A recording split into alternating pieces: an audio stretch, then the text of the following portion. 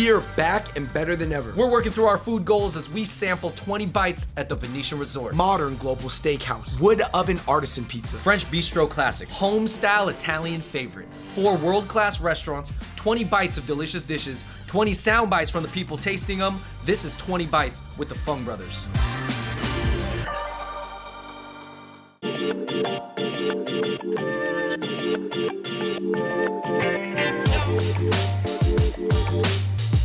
What's going on, everybody? David and Andrew here from the Fung Brothers, and we are back here at the Venetian Resort in Las Vegas for another episode of 20 Bites. Last time we ate so much good food, but there is still so much more to try. They really have a world of dining options here. 20 bites, let's go. All right, so we have just arrived to Cut by Wolfgang Puck. This is a global modern steakhouse with a constantly evolving menu. Basically, they're putting a contemporary twist on a classic concept. Let's check it out. Starting off, we have General Tso's quail. Quail. Not chicken, quail. Chinese people do traditionally eat quail, so it's like a hybrid. Let's go for it. Perfect bite, shaved scallion, fresh chilies. That's an aesthetic bite. Notable. Wow. This is taking me back to New York City, where I believe General Tso's was invented. Cilantro, chili, scallions. Woo, that's got a nice spicy kick. Anybody who's a fan of General Tso's chicken needs to check out Cut's General Tso's quail. Next up, we've got the Korean steak tartare. This is the chef's take on the traditional Korean dish, yukwae. Korean pears, you got sesame seeds, you have a quail egg cracked right in the middle, this rice cracker with the onion powder. You can't find this at a lot of steakhouses in America. No, a lot of steakhouses are there just to cook steak, but here they're serving it raw. David, I don't know, man, I'm feeling some raw emotions. A little bit of dip on your chip. Korean steak tartare. That meat was succulent. That is high-grade beef. I gotta go in again for the chip. Oh man, this was amazing. Such an airy, crispy rice chip. It just kind of dissolves in your mouth once you eat it. It's ridiculous. Now we got the whole Thai fried snapper, deboned, side of jasmine rice with the toasted garlic chili soy. I didn't expect to see this here in Las Vegas. With the head on, this fish had a pretty good dentist. They dressed this snapper to the nines. Could you say, Andrew, that this snapper is dapper? Woo!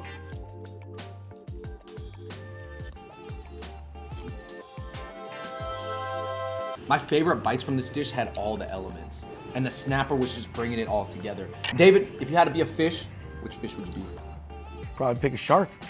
The apex predator. This is real Japanese Kobe beef from Japan. This is it. Look at this. Unbelievable. Here we go. Wow. This was melting at room temperature. It was phenomenally buttery. This is not steak. This is perfection. Now finishing off the meal, we have banana cream pie. This is actually banana ice cream inside of a dark chocolate dome. Ooh, that's artsy. Yo. I like that. That looks like a movie. Almost sci-fi-like. Just visually, this is out of this world. Stunning. It's so funny because it's such a beautiful masterpiece, and then they just say, just dig it. Oh, Oh. David Fung, destroyer of worlds. That made bananas taste better. That was the perfect exclamation point on the meal. I'm going bananas over this banana cream dome.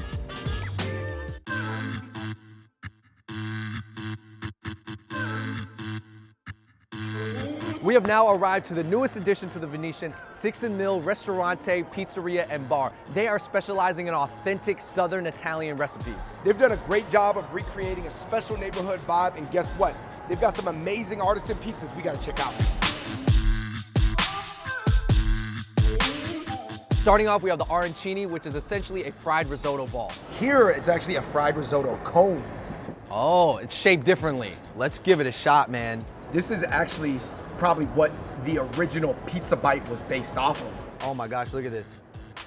Oh, Yo, you popped the top on Patrick. it almost looks like a pasta dish all in one bite. That's crispy on the outside, delectable in the middle. It's almost like a pizza bite. But The best pizza bite you have ever had. So traditionally this dish is actually made into a ball, but I like how they made it into a cone, kind of like a pear shape, because it's actually easier to eat. The aerodynamics of it. We've got two different pizzas. Woo. You've got a Copia, AKA the meat lover's pizza. I've got a Vince. This is a Bianca, AKA a white sauce pizza. But I feel like we got to do rock, paper, scissors, and then that person gets to pick. 1, 2, 3. 1, 2, 3. Ow! I picked that one, the Copia. Here's what I'm seeing on the Vince. Crushed pistachio, a little bit of orange zest, fresh mozzarella. You have some sausage here. When I heard that this pizza was neither American nor Italian, but a fusion between authentic and the American style, I was like, okay, I think I'm gonna like this. Cheers. Salud. The crust is tender. David, do you usually finish the crust? No, but today I will. I did not expect that to taste like that. Perfecto. This is a cheese and pepper pasta, cacio e pepe. Cacio e pepe. David. You gotta get this. Oh my gosh. Yo, you know what is dope about this? This is perfectly, look at that. It is perfectly cooked, Southern Italian Naples style, guys. Italy has 5 different provinces, 5 different distinct styles of food. Here in the Venetian, they're gonna have 3. Sixth & Mill is designed to take you to Naples. That is so cheesy. David, I can't tell if I'm chewing on the noodles or it's almost like noodles of cheese. Such a simple dish, executed perfectly. That pasta has just enough bounce, has enough chew, cheese, and that little peppery kick. My word to describe this would be unexpected. I got it. Designer. Ooh, I like that. Next up, we've got Aqua Pazza, AKA crazy water. Well, it means crazy water. But it's actually sea bass, It's actually sea bass. AKA Branzino. What we're looking at here is a wild Mediterranean sea bass. It's got a little bit of a crispy skin, this amazing tomato sauce. Wow. Hold on. The spicy tomato broth really has a nice zip to it. Zip. Dave, you got any crazy water stories? One time at the aquarium, a beluga came and spit salt water in my face for like 30 seconds. And it was weird because people were kind of jealous, but they were also kind of glad. I got an interaction in with the beluga, but then it was like I was covered in salt water. You know what? You got a story, but it came at a cost. Beluga, chosen one. When you come to Sixth & Mill, ask Chef Angelo about the story behind calling this crazy water. It was a hell of a story. We have arrived at dessert. In Italy, they say they eat desserts for 2 reasons, guilt or fashion. So it's either gonna look really good or just feel really good, or both. We got the Zeppolini di San Giuseppe. Sounded good. I like how these snacks are bite-sized, and Chef Angelo was telling us that they wanted to make it easy for you guys, so you just pick it up and eat it. No fork or knife needed. Little cherry on top. Let's see what's in the middle. Wow, that is deadly sweet. Here's the obaba. Basically, this is like a rum-soaked cake with supremed oranges. You got the lemon cream on the inside. Oh my, Good. my God. That's rich. All right, David, going back to the Italian philosophy about dessert, that one might be for fashion, this one's for guilt. My favorite Italian dessert I've ever had in my life.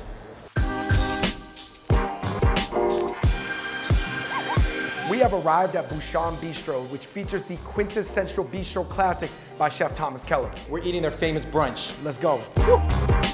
Starting off, we got the escargot à la Bourguignon, AKA snails and butter. There's a little hat on it. But it's almost like the shell got replaced by a puff pastry. Escargot. Have I had snails so delicate, so decadent? No, I haven't. I think all snails should come with a pastry hat like they do here at Bouchon. That was buttery and excellent. And you have to say it like that. You can't just be like, that tastes like butter. I think I could eat a dozen of these on my own, man. These are good snails. In fact, these are great snails. No snail fails here. It's a grail snail. If I had to rename this dish, I would call it snails in a blanket. Oh, I got it. Butter of the sea. This brunch superstar is the croque madame. Different from a croque monsieur. Because it has the egg on top. Believe me, I care about the croque madame. croque madame, but I care about the fries. 10 out of 10 on the fries. Those fries are impeccable. You know what I love about this sandwich? This is your classic ham and cheese sandwich, and on top you got a fried egg with Mornay sauce. The croque madame is my favorite way to eat a grilled cheese sandwich in the entire world, bar none. Wow. If we were to rename the croque madame, What would you rename it? so more Americans would eat it, I would call it a French drip breakfast sandwich. Oh, I would call it the French Open. As they would say in France, these fries are feu. Fire. Here we are with one of their premier dishes, the poulet et des gaufres. AKA roast chicken and waffles. Normally, people are used to seeing fried chicken and waffles. This is their own unique take on chicken and waffles here at Bouchon. So here you had your savory sauce, you had your sweet sauce. So you'll get sweet and savory in one bite. Dude, this waffle is super light and crispy. Yo, this is my first roasted chicken and waffles. There is such a palate-pleasing inside to that waffle. Wow. The sweet, the savory, the crispy, that was perfect. This dish proves that any chicken goes well with waffles. Are you gonna drink the syrup again? Okay, we're at a French spot. I think I gotta watch my manners, all right? So, This onion French soup is called soup à l'oignon. I think it's French onion soup. French onion soup, soup à l'oignon. That word soup must have came from France. Yeah. It's the same word. Is that a big piece of onion? No, that was bread, bro. Oh, there's bread, onion, and cheese on top. This is not a dish that you're supposed to eat very clean. That's why they give you this plate underneath. It's overflowing. You can eat it when it's pretty, but I think it's gonna taste the best when it's rugged. Oh my gosh. You gotta eat that. This is French onion soup. It gives you options. You went for the cheesy McGee bite. That was a lot of cheese. That's a lot of onions. Man, these onions are bringing me tears of joy. We're ending off brunch here at Bouchon Bistro with assortment de patisserie. Pastries. I can already visually analyze the power levels of these pastries. What's got the highest power level? This is a cream cheese, but you just look at the layers. I could just tell they're back there. Just All right, you know what? I gotta go for this chocolate one right here. Super crispy. Binoculars. Oh my gosh. this is the only good time to be flaky. Wow. Wow. I have to rave about that raisin one. Bouchon Bistro.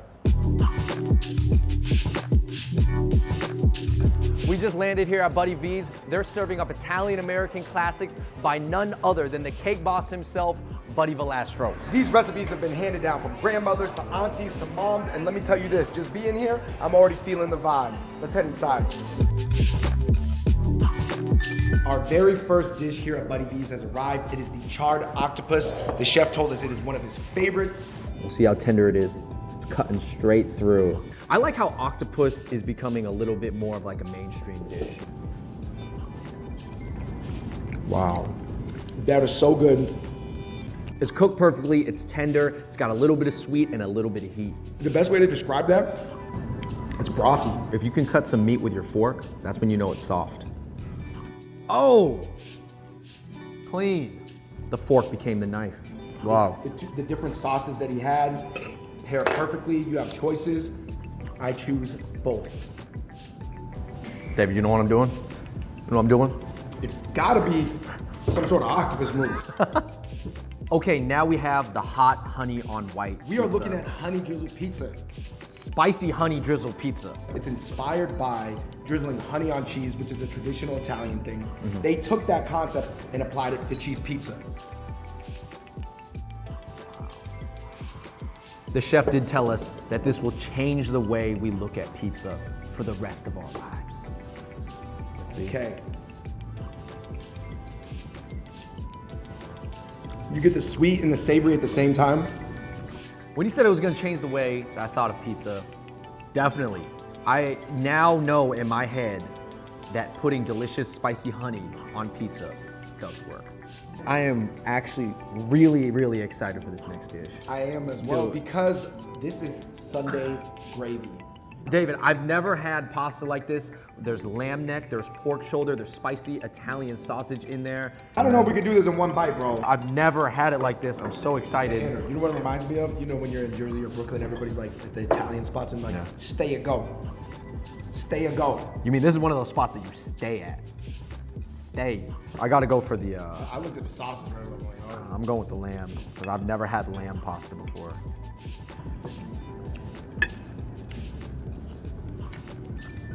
That is truly Sunday's best. Oh my gosh. David, if I had to rename this dish, I would call it daily gravy, because I would want to eat this Monday through Sunday to Monday to Tuesday through Sunday again.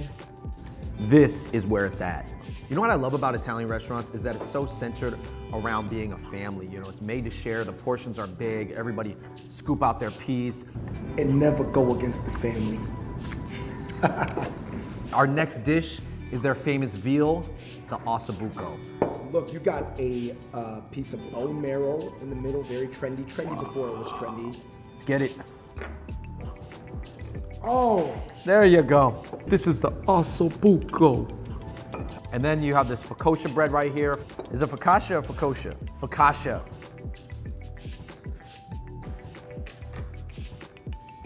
reveal that veal. Yo, I gotta keep it veal.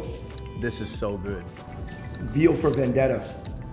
I thought that this was gonna be covered in sauce, but really they let the veal shine on its own. This was impeccably homemade. This was impeccably mastered. Ending off on dessert here at Buddy B's, we've got the lobster tail. It's a flaky, long pastry that's in the shape of a lobster tail, but it's filled with a Bailey's custard.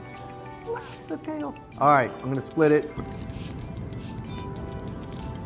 Wow. Sounded like cracking open a lobster. I'm actually gonna fit in a couple blueberries and raspberries up in there. But it's not lobster tail, it's actually pastry. So you're kind of saying it like Sean Connery. Lobster tail.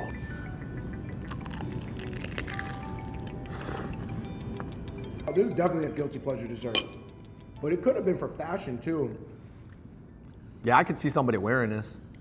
Hey Tony, you enjoying your lobster tail over there? Cheers.